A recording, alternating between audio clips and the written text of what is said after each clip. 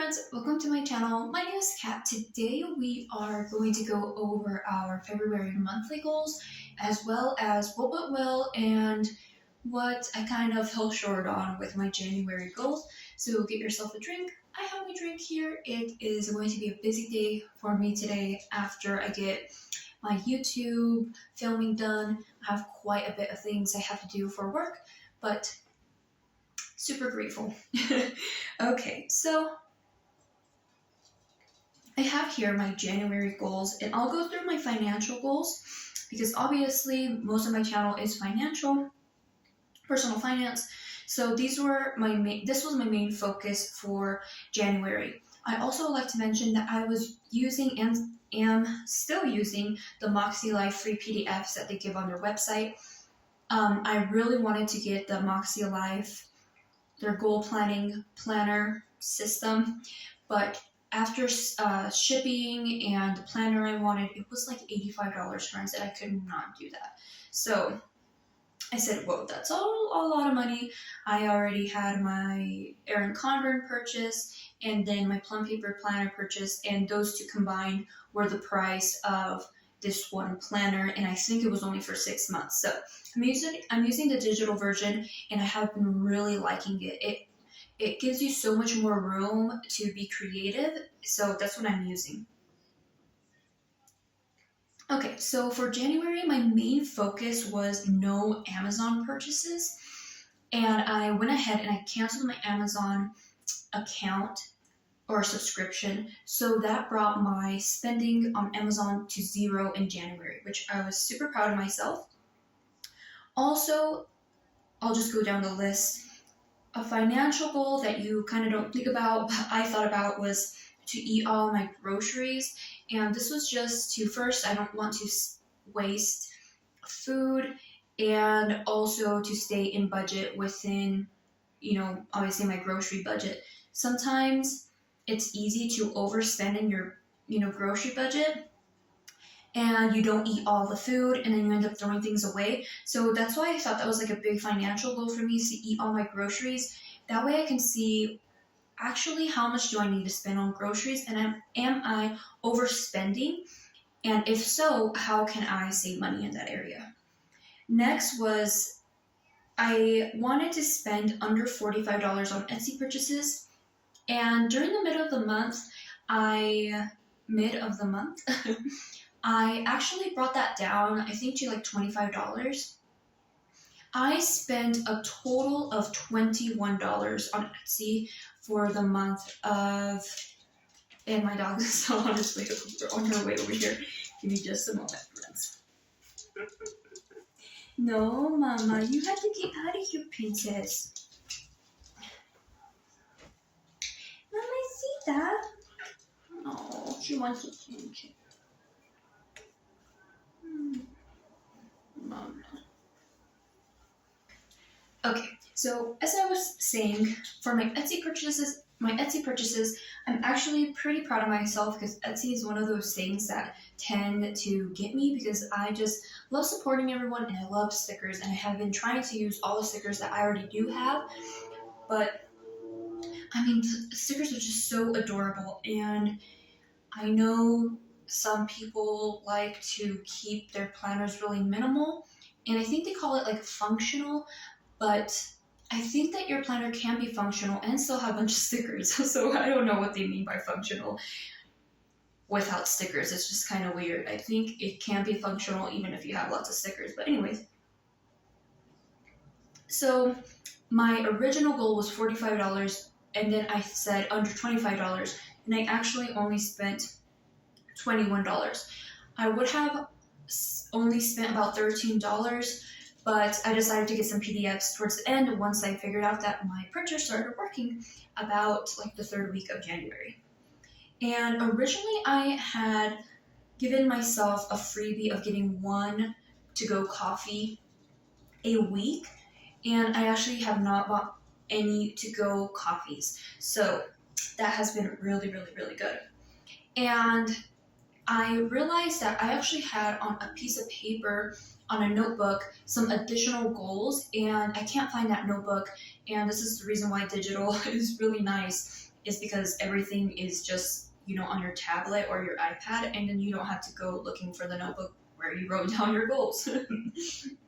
That's always kind of like an issue for me because I just have paper all over the place. And it's one of the reasons why I have a love and hate relationship with disc planners, because it's really easy for me to tear the paper out and then misplace it and then just have a bunch of paper laying around all over the place. Okay, so other goals that I do remember having on that paper, and I should have looked at my goals for January video so I can recall them, but it was to not go to any stores to go look. So no going to Ross, going to TJ Maxx, Barnes & Nobles, or Dollar Tree. I did go to Dollar Tree once in January, and that was to buy some notebooks. But other than that, I have not gone to TJ Maxx, Ross for myself, and to Barnes & Noble. And that has really minimized my spending. Sometimes I would just get like bored and then just decide to go ahead and go walk around, and I would end up spending money. Even if it was like $10, it really adds up over time. So another thing that really helped me is I have just been hiding my debit card in my husband's wallet. So it really makes me second think about what I'm going to be spending money on, because I have to say like, hey, where's your wallet? Because I'm about to get my debit card.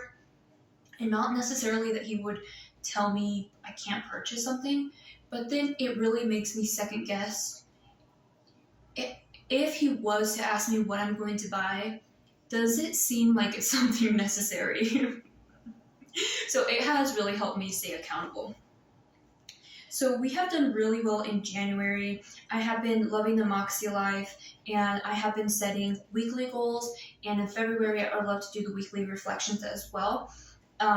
Usually YouTube, I use it more for accountability for my financial goals, but on Instagram, I go ahead and I share, my spiritual and my health goals there. And that's where you can see my weekly planning system and my weekly goal setting over there, which has been lots of fun to share. So, and for the sake of the time, friends, I cannot share everything, all of my goals, but if you're interested, let me know. It'll probably be a longer video for February. But today we're focusing on financial. Okay, so for February, my focus is my weekly budget check-ins. Why?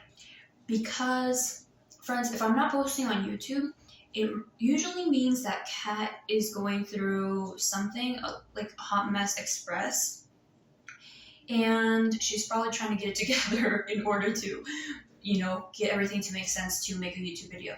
So me staying consistent on YouTube really helps me be accountable with my finances and my budget.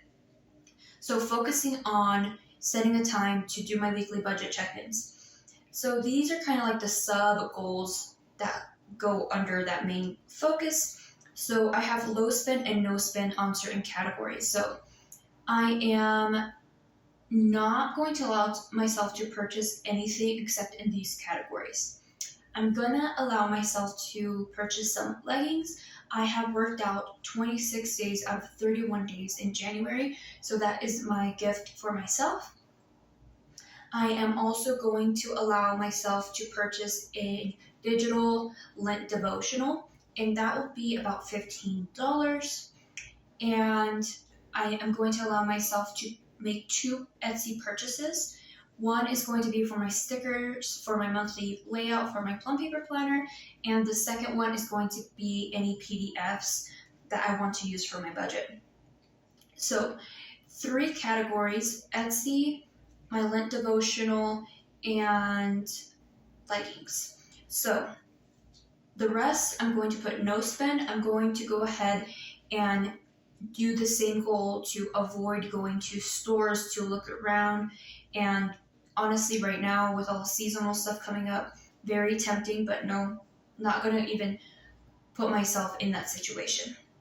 So those are my no spend categories, basically everything besides the 3 that I said I could spend my money on. Next is $300 extra towards my student loan. So that will bump me up $450 towards that student loan payment. Super excited about that.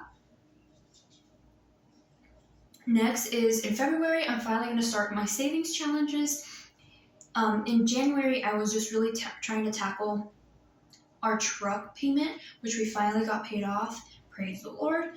So now we can really start saving for our emergency fund and start putting towards my student loan debt.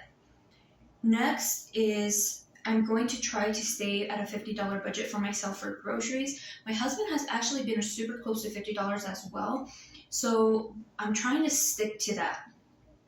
And it has been really fun and has challenged me to be a little bit more creative and to eat all my groceries. Okay. And then my last goal is just to finish paying my taxes and to be done with my 2022 taxes. I've already filed our taxes, so now I just need confirmation that everything has been accepted, and then go ahead and get our payment voucher to go ahead and pay my taxes. So those are my financial goals for February, and what I'm spending money on, what I'm not spending money on. I want to do, I think there's 28 days in February. Let's go ahead and double check if I have here my calendar. There is 28, yes. So I almost forgot one thing. I'm going to allow ourselves to have our breakfast dates in February only 2 days out of February, so every other week. So I want to bring my no spend days. There's 28 days. I want to do at least 22 days of no spends for myself. I think I can do more, but we will see. So 22 days of no spends is going to be my ultimate goal for no spends for February. So I'm cheering you guys on. As I mentioned, let me know what your goals are for February. I'm so excited. And yeah, happy end of the month. I'll talk to you guys later. Bye. Can I be a